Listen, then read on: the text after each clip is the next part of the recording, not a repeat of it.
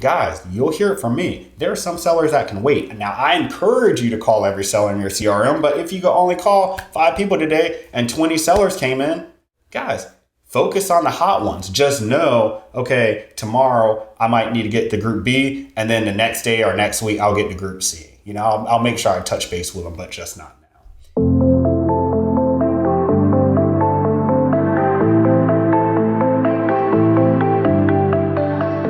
So I actually sent this email out to my list a couple of days ago, and I'm going to be referencing that email and some other notes I have on this call, or video rather, and just show you guys how easy it is to categorize these sellers in these 3 different categories, what you're listening for when they're talking to you, and why we're doing this. Okay, so first off, let's talk about the 3 different groups.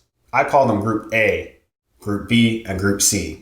And this is just for my personal references. Most people I talk to, investors that have been around for a while, they tend to categorize their leads like this. But they may call them warm, cold, or hot, or something else like Class A, like I do. They may say Group 1, or, these are my priority sellers. Whatever, the vernacular you use, that's up to you. But I just want to make sure you understand why we're doing this and what you're looking out for. Because really, you want to do this to save time. So in my company, I underwrite every single deal that comes inside of our CRM. So we're using InvestorFuse 3.0 right now as our CRM. So whenever somebody says, hey, Cece, I want to sell my house on 123 Main Street, I may have 20 of those types of sellers that come in today. But guys, let's be serious. Not every person that says, hey, yes, I want to sell today. Some people may be fishing for an offer. Others may just want to waste your time, to be honest. We call them tire kickers. Other people may be interested. I found a lot of people are in this sort of this group where they're interested, but they are not quite ready to pull the trigger. They're in the initial stages of selling their house. So it may take, 2, 3, 4 months to get those people on board with wanting to sell with you. So let's go ahead and start off with Group A. Now, Group A is going to be what I call your hot leads, your priority 1 leads. It's the leads that really, if you call them today, they know exactly what they want for the house. They're ready to move, right? They may already be an absentee seller. They might already have packed up the stuff in the house. They're ready to get out of there. So that's basically what I'm looking for out of this individual. And why? Let's just say I have 20 leads that say they want to sell their house in a day, but I can only call back, me personally, not my cold calling team, I can only call back 5 because I may have other stuff going on in the day. My friends, check this out. You want to be able to determine very quickly if these individuals are worthy of selling, because it's going to save you a ton of time. I'm telling you guys, if you only have 1 or 2 leads coming in your CRM every week, okay, not really, but once you start getting to high volume and then you have to start following up with these leads, let's just say you have 100 leads in your CRM, then 200, then 300. Right? How do you know not only which seller leads to call today that are new, but also the ones to follow up with? So right now, we are only focused on the leads that are coming into our CRM on a daily basis. If you guys want to see the video on follow-up, just let me know in the comments. So our Group A leads, guys, these are individuals that are highly, highly, highly motivated to sell. To put a timeline on it, I would say anybody that's looking to sell between like now and 4 weeks, really, truthfully, is somebody who wants to sign the contract within 2 to 4 weeks, right? Within 30 days. And usually if they're holding off on signing the contract, it's because of something that they have to take care of. They may have to talk to an attorney, a spouse, or something like that. It's not with them necessarily debating whether or not they want to go with you, right? Their mind's already made up, but there may be something logistically holding them back. Or they can be old. I've dealt with some people that have been older, and I needed to send off a mobile notary. I'll get it out. Or I may need to send off a boots on the ground person in that area to get the contract signed. So guys, remember, this is a very small percentage of your leads. Every week or month, I would say I only have 2% or 5% of my total leads fit this bill. All right. So think about that, guys. Only 2 to 5% of your leads are going to be very, very hot, which is why I'm always focused on volume. When you focus on volume, you're casting a wider net, right? The bigger net you have, the more likelihood you have to catch bigger fish and more fish. So it only makes sense. So that's really something to keep in mind. That group A is the one I always have my eye on, but just know that these are few and far between. And to be honest, most investors, most wholesalers, short-term rental landlords, they are focused on that big fish that comes in. And I'm going to be honest, for the first couple of years of my real estate company, I was actually waiting to get $100,000 deal before I start taking my company seriously. Then I realized, I said, you know what? My company basically, it survives off of base hits. While I was waiting on this big deal to come, I was making 5K, 10K here on wholesaling infill lots or wholesaling houses in the hood, right? That's what I want to focus on, that consistency, rather than getting that big deal that may just, change my whole mindset on wholesaling. And to be honest, that right there may spoil me. I've seen people that have closed 100,000 deals as their first few deals that they close, and then they get hooked on that and they think every deal is supposed to look like that and supposed to have that type of spread and be that easy. It's not like that, guys, unless you're in certain parts of California and up north. Now, my group B leads are actually leads that I consider my friends, are just people that want retail. They're not super hot, not super cold. You're not going to get this very harsh reaction for them. They're sort of like, you called me, I'll have a conversation. If something comes out of it, cool. But it's not like they were really intently thinking about selling their house. Now, the biggest difference between group A and group B is this, guys. It's the planning, and it's the fact that group B has options. So you may have somebody that really wants to sell their house and they want retail, and they are able to take retail because they might have options, right? They might say something like this: I've had 10 investors call me in the last 10 days and you're the 11th one. Why should I sell to you? Guys, if you hear something like that, just keep it moving. Put them on a long-term follow-up. Just keep it moving. Don't sit there and take time, an hour out of your day, and underwrite that deal. When I say underwrite it, actually generate a legitimate offer for that person down to the cent and present it to them. You're only going to frustrate yourself and waste your time.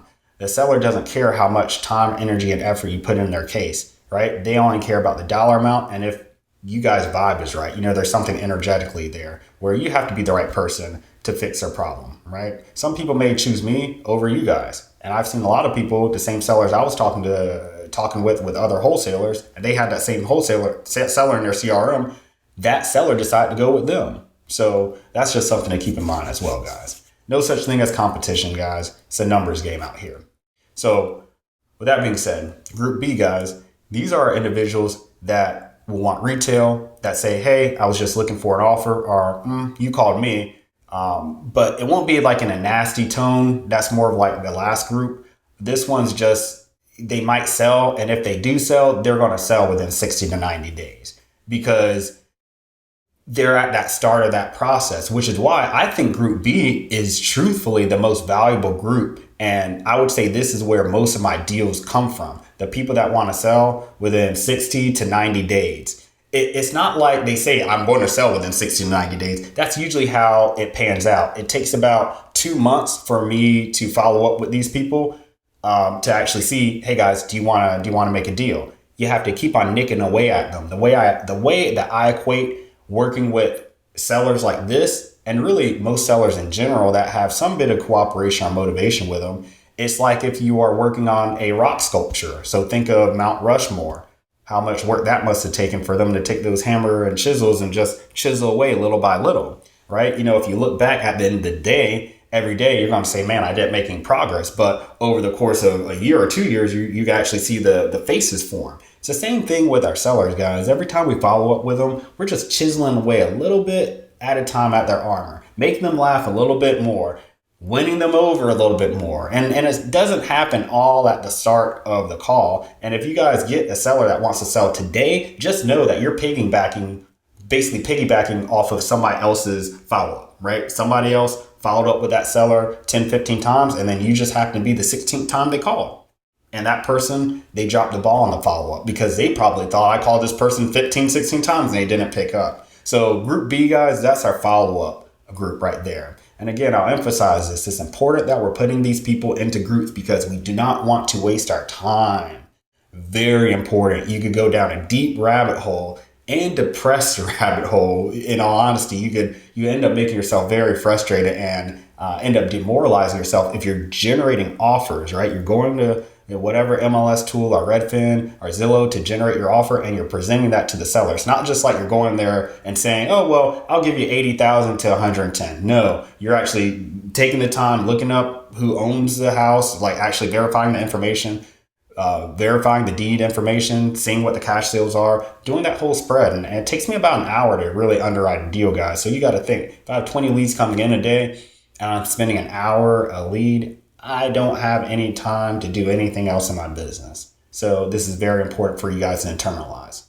Now let's go ahead and talk about the final group. This is group C. My friends, these are our cold leads. 90% of your leads are going to probably fall into this category. Now, eventually over time, over that 60 to 90 day mark, you're going to have some of these leads in group C that bump up to group B by doing your follow-up. You are your virtual assistant, right? But for the most part, most of our sellers, guys, if we're in a strong and healthy market, are just not going to be interested in selling within a year. So I would say anybody that just you cannot see selling within a year, put them in this category. What do these people sound like? My friends, these people sound like this. I just renovated my house.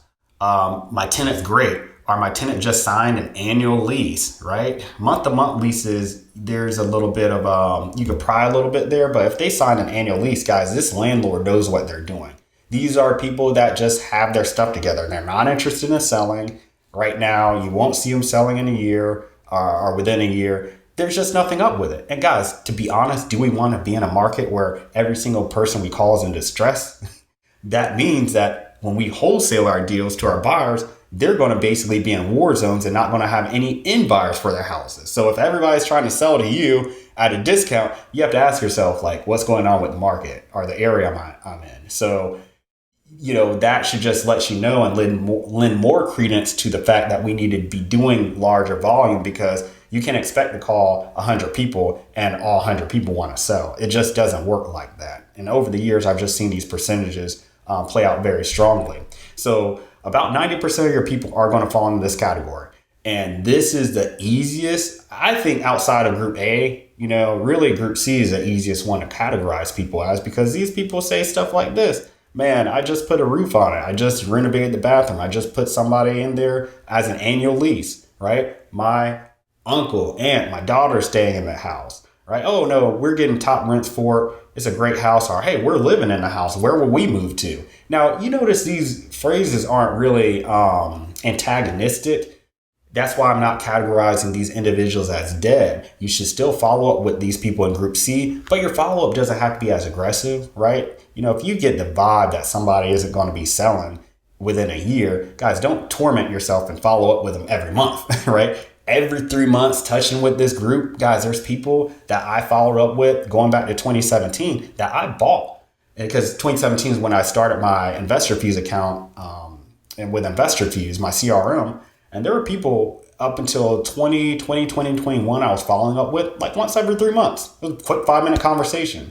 And eventually they sold with me, right? This isn't what I'm banking my company on. My company is really banked on that group B, because I know over time, most of those people, if I follow up with them, I'll be able to close a deal with them. There's going to be like 10 to 20% of people in that group B that will want to sell within 60 to 90 days. I am not kidding. I get majority of my deals from follow-up, and that's how I sustain my company, but it takes time.